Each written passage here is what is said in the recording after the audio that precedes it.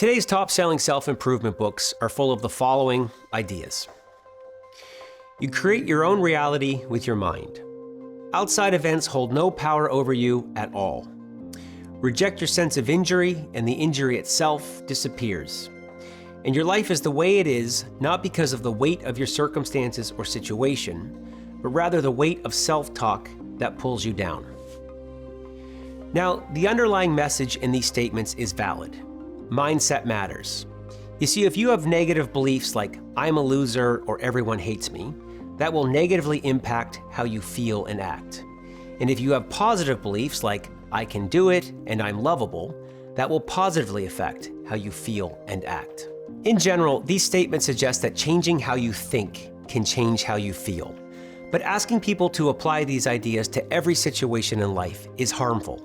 And that's because given the right circumstances, doing so requires delusional levels of thinking. In an extreme example, consider those who died in Nazi gas chambers. For these people, circumstance was undoubtedly their problem, and suggesting that self-talk determined their fate is just intellectually lazy. Sadly, a shocking number of authors, therapists, and counselors appear to be spreading these ideas without giving them any thought. So in this video, I want to explain how subscribing to these mainstream ideas can harm your life. The idea that we create our own reality with our minds comes from a method of therapy known as cognitive behavioral therapy, or CBT. CBT is well known for asking people to change their thoughts to change their feelings, and this process is known as cognitive restructuring. Cognitive restructuring is based on the cognitive triangle, which suggests that our thoughts change our feelings, those feelings influence our behavior, and coming full circle, that behavior changes our thoughts.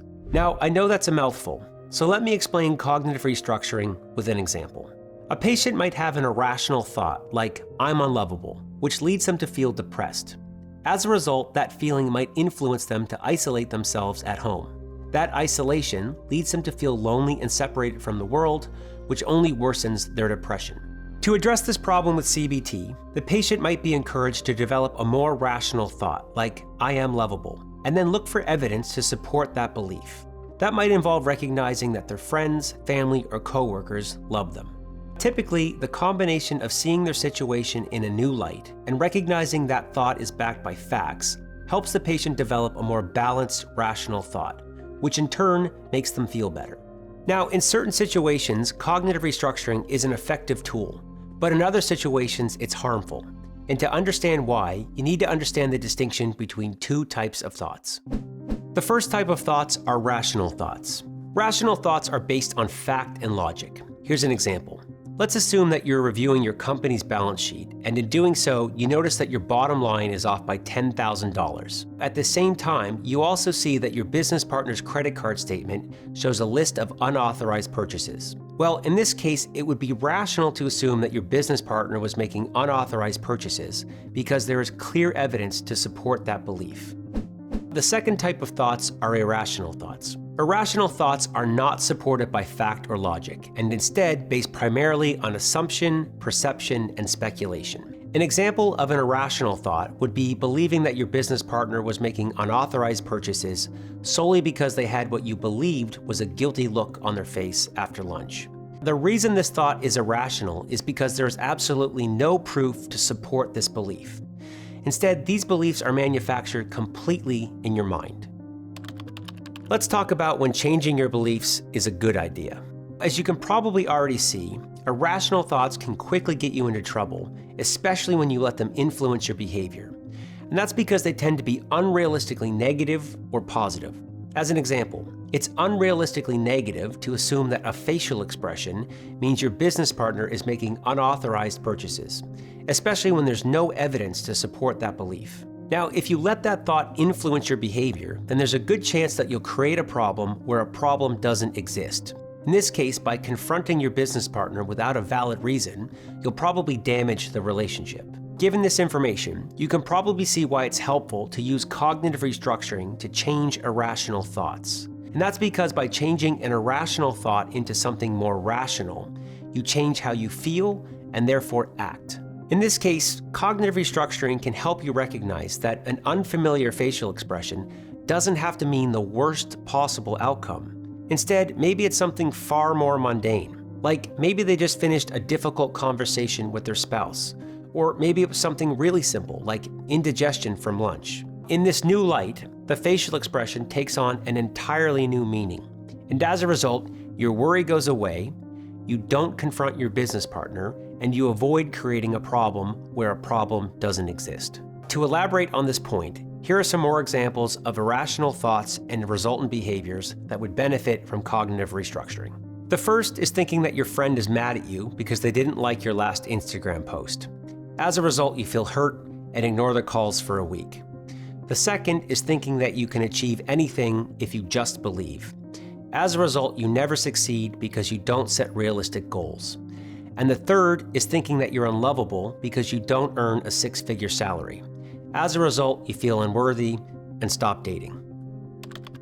Okay, let's talk about when changing your thoughts is a bad idea. Because rational thoughts are based on fact and logic, they tend to influence helpful behavior. For example, it's helpful to question your business partner's spending habits if there's clear evidence of a problem. Now, you get into trouble when you try to fix problems by changing rational thoughts. And that's because doing so is a form of denial that requires you to ignore reality. Let me explain. There's no amount of changing your thoughts or cognitive restructuring that will change the fact that there's $10,000 missing from your bottom line. And at the same time, trying to convince yourself that your business partner has good intentions won't correct the list of unexplainable purchases on their credit card. Now, here's the hard truth, and why the examples I gave at the beginning of this video are just blatantly wrong. Some problems can't be fixed by changing your thoughts. You can't cure lung cancer, get out of debt, or bring somebody back from the dead by changing how you think. Ultimately, trying to fix your problems by changing rational thoughts is the mental equivalent of burying your head in the sand. And while pretending that your problems aren't real might provide short-term relief, it does nothing to fix your long-term problems. It's this issue that explains why I believe that statements like, "you create your own reality with your mind," are so potentially harmful. You see, when authors, therapists, and counselors spread these ideas without any clarification, they set people up to fail. Now, I want to be perfectly clear. I am not denying the fact that mindset matters.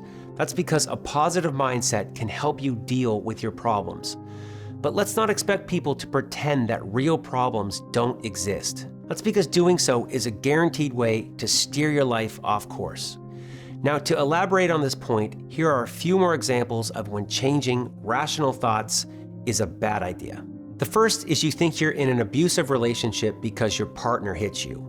Now, instead of dealing with reality and ending the relationship, you try to change how you think about the situation and hope the problem goes away. The second is you think your employer is breaking the law because you found proof of insider trading.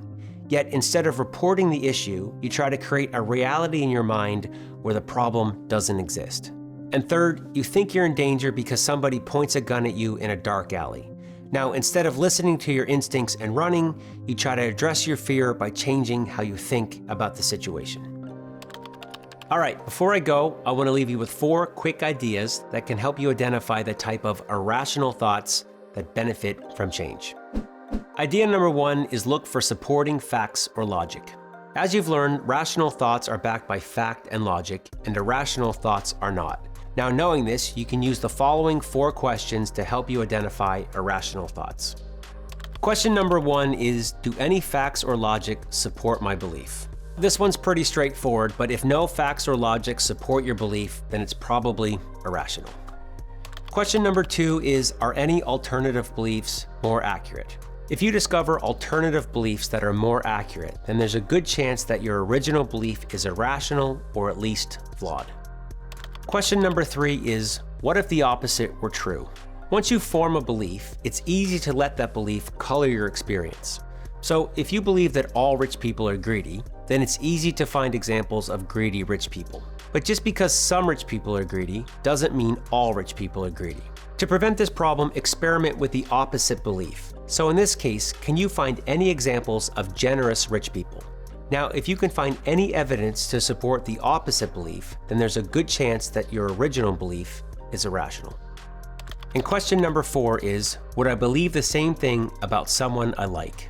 People are often overly critical of others if they're jealous of them, they don't like them, or they share different beliefs. You may have experienced this problem if you've ever assumed the worst of a coworker that you don't like.